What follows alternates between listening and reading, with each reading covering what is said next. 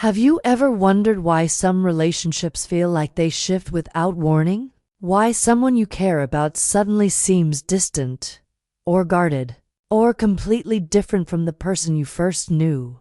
Why you go from feeling understood to feeling confused, as if something in the emotional atmosphere changed when you weren't looking?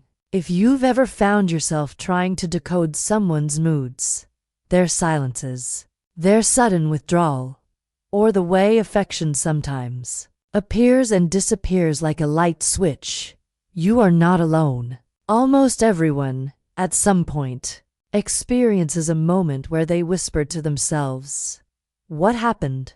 When did things change? And why do I feel lost in a place that once felt safe?" This isn't a story about blaming anyone. It isn't about conflict between genders. It's about psychology, human behavior, emotional patterns that quietly shape the way we connect and the way we drift apart. Because the truth is this: people don't change overnight, but your understanding of them does. And sometimes that shift feels like an earthquake beneath your feet. So let's explore that shift, gently, respectfully, and with honesty. Let's talk about the invisible forces that influence relationships, the ones most people never notice until they're already tangled in them. Every person, whether man or woman, learns emotional strategies from childhood. Some learn to express their needs openly. Some learn to hide them. Some learn to protect themselves through silence. And some learn to search for safety by becoming whatever they believe the other person wants. Not out of manipulation, not out of deception, but out of a deep, human desire to belong. Many times, what we interpret as someone changing is really someone revealing a part of themselves they kept guarded at first. In the beginning, everyone shows their brightest self, not because they want to deceive you, but because they want to be seen in the best way possible. They want connection. They want acceptance. They want to feel safe. But as relationships deepen, emotional patterns, even the unconscious ones, begin to emerge. Some people communicate through warmth. Some communicate through withdrawal. Some express emotions clearly. Others express them through subtle cues, through tone, through behavior, through the quiet shift in their energy. And when you don't understand those cues, when you don't know why someone pulls back, when you don't know what their silence means, you start filling in the blanks with your own fears. That's when confusion begins. You start second-guessing yourself. You start changing small parts of who you are just to avoid discomfort. You start giving more than you receive, hoping that affection will return in the same shape it arrived. And slowly, without even noticing, you begin rearranging your emotional world around someone else's moods, not because you're weak, not because you're desperate, but because human beings naturally adapt to the emotional climate of the people they love. Psychologists call this emotional entrainment, the unconscious tendency to adjust your feelings, your behavior, and your decisions based on someone else's emotional signals. It happens quietly. It happens gradually. It happens even when both people mean well. You think you're choosing freely, but you don't realize how much the emotional energy around you guides your choices. Sometimes, someone pulls away not because they want to hurt you, but because they grew up learning that distance protects them. Sometimes they withdraw not to punish you, but because they don't know how to express fear, stress, or vulnerability. Sometimes they shift because they're overwhelmed but don't know how to say the words. And in that moment, you begin shaping yourself around their silence. You cancel plans. You soften your opinions. You shrink your world just a little, thinking it will restore harmony. You call it compromise. But sometimes, it's not. Sometimes, it's self-forgetting. Human psychology has a pattern. When you care deeply for someone who seems emotionally unpredictable, you begin to prioritize their comfort over your own clarity. It's not manipulation, it's emotional learning, and both people participate in it, often without realizing.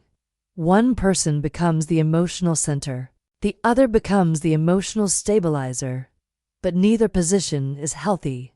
When someone's well-being depends solely on another person, both lose balance. The one who withdraws begins to expect emotional regulation from the other. The one who adapts begins to lose their own identity in the process.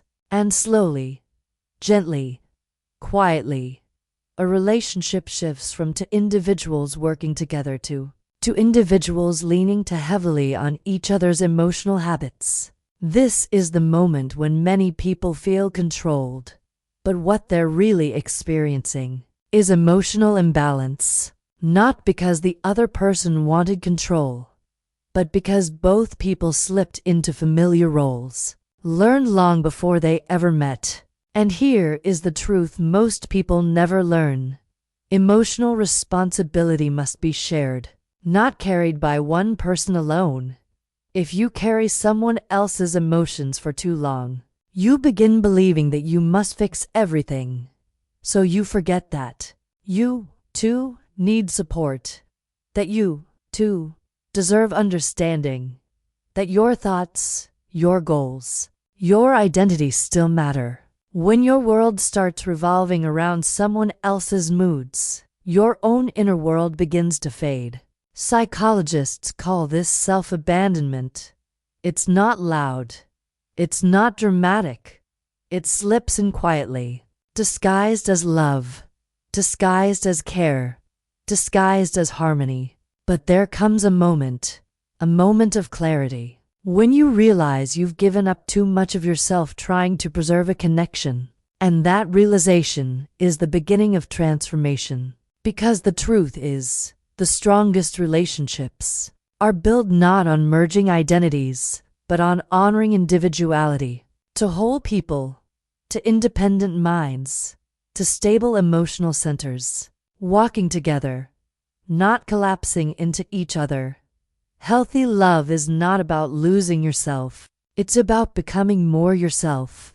And that shift begins the moment you stop trying to manage someone else's emotional world and start reconnecting with your own. At first, this change feels strange, maybe even uncomfortable. When you begin setting boundaries, the other person may not understand at first, not because they want control, but because they're used to a certain emotional rhythm between you. Change can feel like a threat even when it's healthy, but when you stay steady, when you communicate clearly, when you stop reacting to silence and start responding to your own needs, something powerful happens. You regain your emotional balance. You rediscover your independence. You remember who you were before confusion crept into your heart. And something else happens too. The relationship shifts. If the other person is emotionally mature, they will adjust. They will meet you with understanding. They will grow with you. But if the connection depended entirely on you abandoning yourself, it will resist the change. And that's when you learn a profound truth. Emotionally healthy people are drawn to clarity. Emotionally unhealthy patterns resist it, not because the person is bad, but because they never learned how to stand on their own emotional feet. Relationships thrive when both people grow, not when one grows and the other stays still, not when one gives everything and the other gives only reactions, not when one becomes the caretaker and the other becomes the emotional center. True connection requires two stable identities, not one identity trying to carry the other. And that stability begins within you. When you stop fearing someone's silence, you start hearing your own voice again. When you stop rearranging your life for temporary peace, you start building a life that reflects your values, your passions, your strength. When you stop trying to decode someone else's emotions, you begin understanding your own. And that is where real transformation begins, not in controlling someone else's behavior, but in understanding your own psychology. The deepest relationships are not built from dependency, but from self-respect, from boundaries that protect both people, from communication that replaces silence, from individuality that strengthens connection rather than weakening it. When you grow from the inside, you stop fearing the loss of someone else's approval. You stop chasing emotional stability in another person. You stop believing that love requires surrendering your identity. Instead, you begin choosing relationships that nourish you, that challenge you, that support your growth, not your confusion. And as you grow, something remarkable happens. You become emotionally steady. You become clear. You become grounded in your own worth. And people who value connection, people who value honesty, people who value mutual respect will be drawn to you with a kind of admiration that doesn't fade. Because real love isn't built on emotional dependency. It's built on emotional freedom. Freedom to be yourself. Freedom to express your truth. Freedom to grow without fear. Freedom to stay without losing your identity.